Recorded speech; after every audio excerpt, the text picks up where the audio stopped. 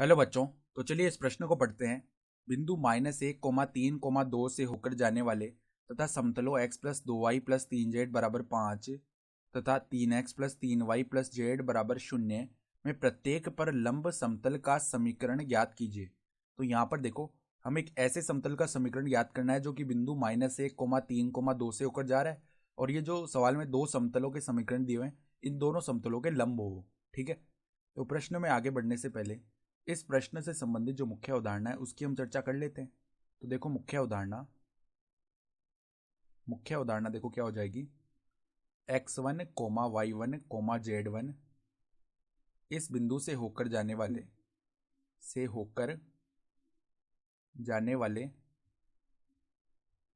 तथा a, b, c अभिलंब के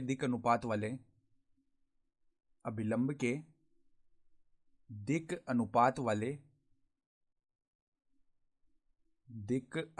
वाले समतल का समीकरण क्या होता है। समतल का समीकरण किस प्रकार लिखते हैं। देखो, इस समतल का समीकरण हम अगर इसको P बोल दें तो इस समतल का समीकरण आता है a गुणा में x-x1 प्लस में b गुणा में y-y1 प्लस में c गुणा में z-z1 बराबर में 0। तो अब देखो, सवाल में हमें ये तो पता है कि ये जो समतल है ये किस बिंदु से होकर जा रहा है, यानी x1, y1 और z1 के मान तो हैं। हमें मान निकालने हैं a, b, c, यानी जो समतल का अभिलंब है उसके दिक अनुपात। तो उसके लिए देखो, मैं क्या बताया कि ये जो समतल है p, ये हमारे पास में x+2y+3z बराबर 5 इस समतल के और 3x+3y+z बराबर 0 इस समतल के दोनों के लंबवत है। ठीक है। तो अगर हम इस पहले समतल का जो अभिलंब का सदिश है वो लिखें, अर्थात n1 सदिश लिखें, तो वो किसके बराबर आएगा। अगर हम n1 सदिश लिखें तो किसी भी समतल का समीकरण दिया हुआ हो तो उसका अभिलंबीय सदिश कैसे लिखते हैं। यहाँ पे जो x, y और z के गुणांक है ये आ जाते हैं i कैप, j कैप और k कैप में, यानी कि i कैप प्लस में 2j कैप प्लस में 3k कैप। तो ये तो जो पहला समतल हमें सवाल में दिया हुआ है उसका अभिलंबीय सदिश है। इसी प्रकार जो दूसरा समतल है उसका अभिलंबीय सदिश लिख लेते हैं। तो 3i कैप प्लस में 3j कैप प्लस में k कैप। अब हमें ये बताया गया है कि हमारा जो समतल आएगा जो हमें निकालना है वो समतल इस अभिलंब और यानी n1 सदिश और n2 सदिश दोनों के लंबवत आएगा, उसका जो अभिलंबीय सदिश होगा। ठीक है। तो n1 सदिश और n2 सदिश की जो अभिलंबत होगा वो क्या होगा, n1 क्रॉस n2 सदिश, ये होगा दोनों के ही लंबवत। ठीक है। तो इसका मान निकाल लेते हैं। तो मान निकालने के लिए क्या करेंगे, यहाँ पर देखो सारणिक i cap, j cap, k cap, फिर यहाँ पे देखो n1 में i कैप, j कैप और k कैप के गुणांक क्या है, 1 2 3 और n2 सदिश में क्या है 3 3 1। तो यहाँ पर देखो पहले i कैप को लिखा तो पहली पंक्ति के अनुदिश हम प्रसार कर रहे हैं, तो 2 माइनस में यहाँ पे 9 बन जाएगा। फिर देखो माइनस में j कैप, फिर क्या बनेगा हमारे पास 1 माइनस में 9 बन जाएगा।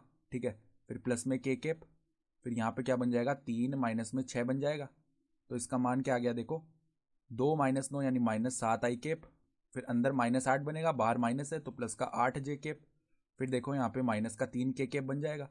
तो जो हमारे पास में समतल P है उसके दिक अनुपात क्या आ गया, यानी A का मान आ गया -7, B का मान आ चुका है 8 और C का मान आ चुका है -3। तो अब बस मान रखने हैं हमें समीकरण में।